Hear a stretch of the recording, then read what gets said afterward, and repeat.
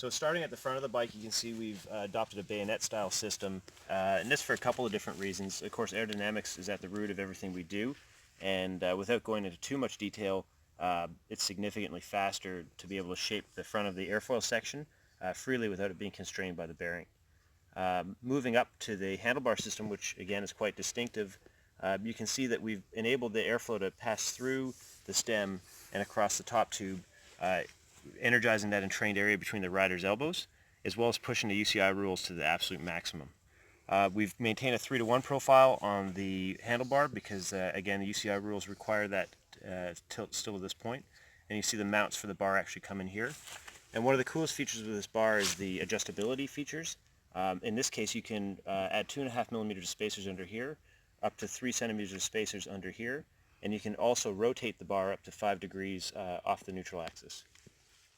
Seat stay junction, moving it by using disc brakes, we've been able to relieve ourselves of the requirement to shield the actual brake mount. You see we've done a lot of work in this shaping and profiling here on the seat stays. The seat stays themselves taper, again, to take advantage of the UCI rules that have been changed, removing a 3-to-1 profile requirement. And so you can see they taper from a typical 3-to-1 profile to quite an aggressive deep chord up here. And again, that's because we saw more aerodynamic influence over the wheel at the upper part. We've maintained the rear wheel cutout, which gives us a lot of aerodynamic benefit, but we've increased that clearance quite significantly. And by the book, we say it can fit a 28 tire with adequate clearance for debris and mud. The consumer can choose to fit a wider tire on there if they see so fit, but the nominal dimension between the chainstays at the thinnest point is 38.1 millimeters. Moving back to the back, we've maintained our disc brake mounting standard that we've used on the R5, the C-Series S3 disc, and we've of course also got the rat system that will be familiar to many consumers now at this point. And we also have an option for an aero through axle that just bolts into place and really cleans things up, but requires a 6 millimeter to remove. Yeah, now this bottom bracket, I mean, that's pretty eye-catching, isn't it? Yeah, the BB area we've done a significant amount of work on, and really what it's focused on is increasing stiffness while maintaining aerodynamics, as well as having nice smooth transitions to ensure that you don't have any issues of cracking in these radiuses. And again, those smooth transitions can have a deleterious effect on stiffness, and so the manufacturability of this area becomes quite a concern. There's a lot going on inside this area of the bottom bracket to also prevent what we call oil canning, which is when a large flat surface tends to displace, and in that case you'll get a debonding of the carbon between the different layers in the laminate, which is ultimately a failure.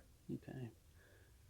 So just we can see it in that different light, just incredibly unique shape profile. How has this been received from what you've been hearing? I think it's extremely positive so far. I mean, it is a pretty striking, bold design, but it's very function-based, so I think people can right away understand what it is that we're trying to accomplish with it.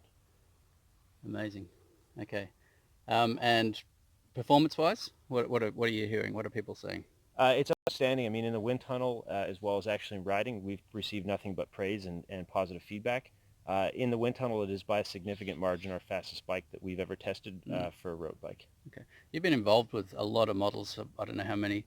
How does this launch compare to, say, the hoopla, if you like, surrounding previous model launches? Like the launch itself? Yeah. Yeah, I think that this launch we're trying to take a bit of a more refined approach to.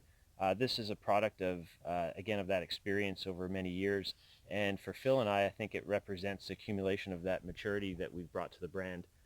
So overall, this represents what we would see as obvious steps in our evolution. Yeah. And most importantly, we want to make sure that our brand ambassadors and our enthusiasts understand how we got to where we are and where we're going from here. And would you say this is a really significant step in the timeline of Cervelo, or another model? I don't think that this represents a stopping point or an apogee or anything like that. I mean, from here we're going to continue to innovate. We're going to continue to reflect on how riders are using the bikes and what the feedback is from our professional teams. And I mean, this certainly won't be the last S-Series that we produce. Graham, thank you very much for your time today.